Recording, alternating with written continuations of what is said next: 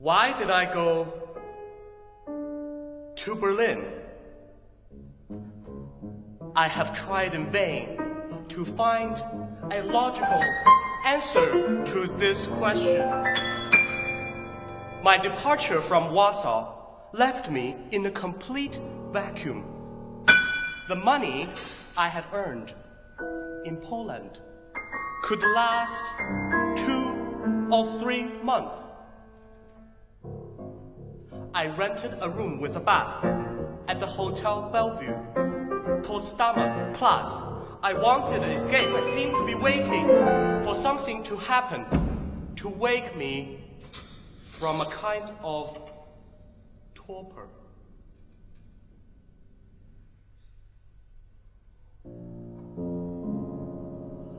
One day, my sister Yaja arrived. She believed I was basking in wealth and glory. She wanted to share it with me. My family was convinced my success was assured. But this time, things looked worse. I had nothing to show. My career had come to a stop. We started a merry-go-round of shows, shops, and museums. My sister liked the food at my hotel restaurant.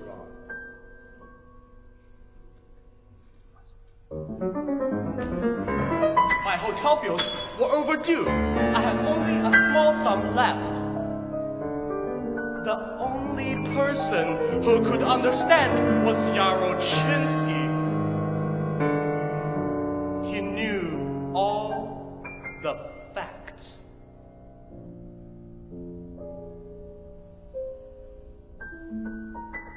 I wrote him a letter and begged him to send me 5,000 marks.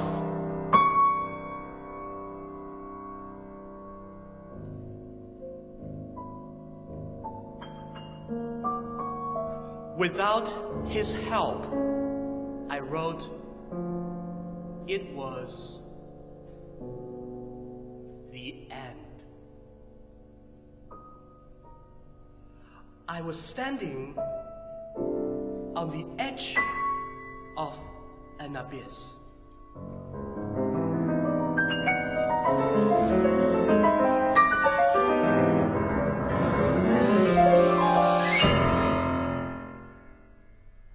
Yaja left.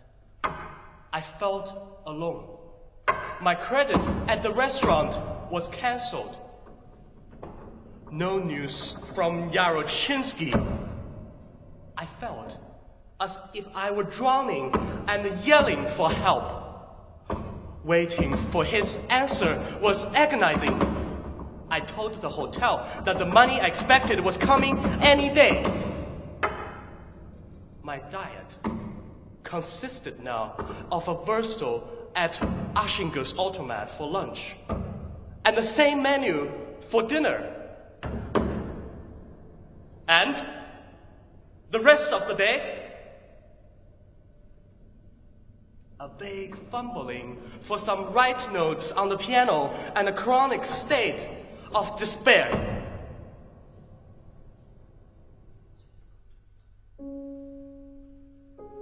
Just at that time, I had fantastic dreams.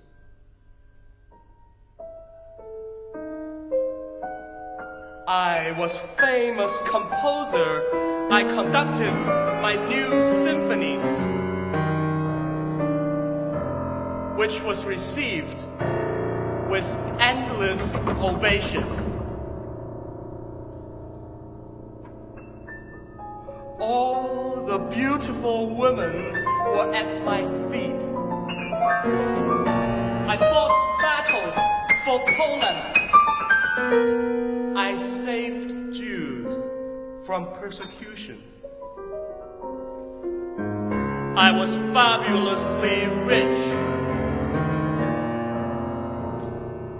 The benefactor of humanity. My awakening. Another letter from the hotel manager under the door. I decided to accept my dreams as reality and my days as nightmares. I have given up all hope. I had reached the bottom.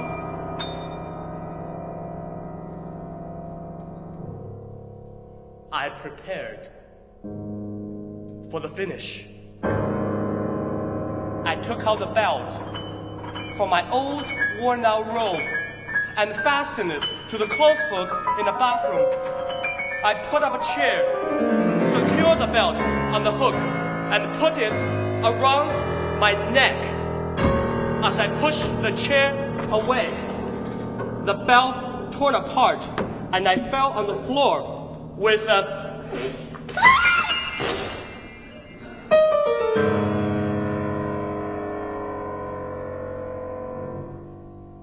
crash.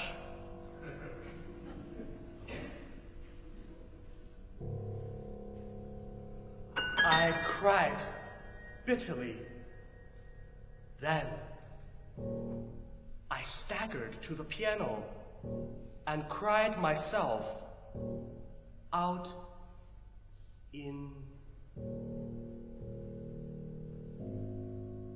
music.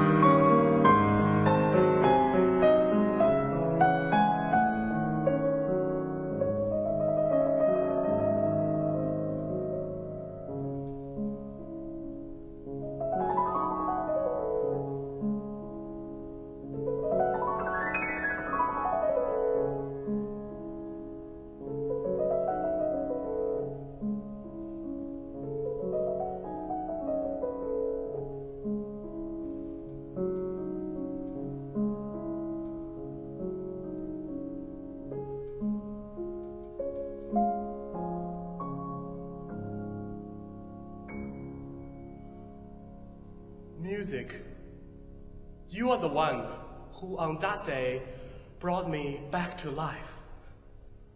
When one stops crying, the suffering subsides. The same as when laughter dies, the fun is gone. And so, nature claiming its own, I began to feel hungry.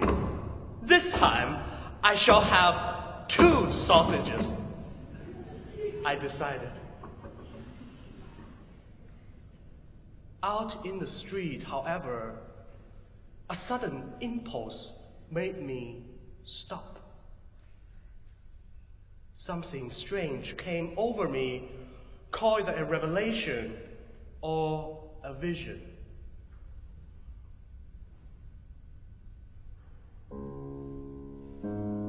I looked at everything around me with new eyes, as if I'd never seen any of it before.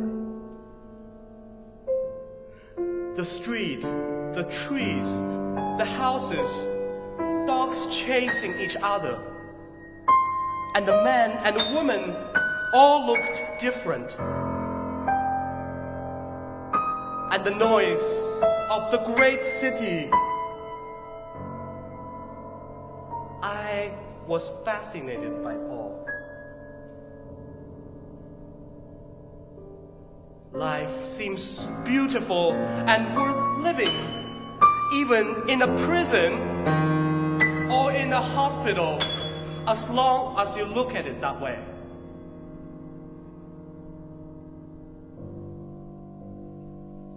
Well,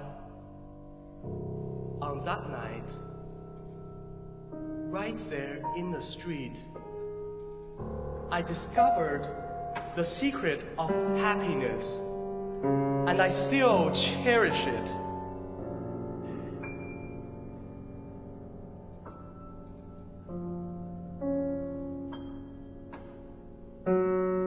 Love, life,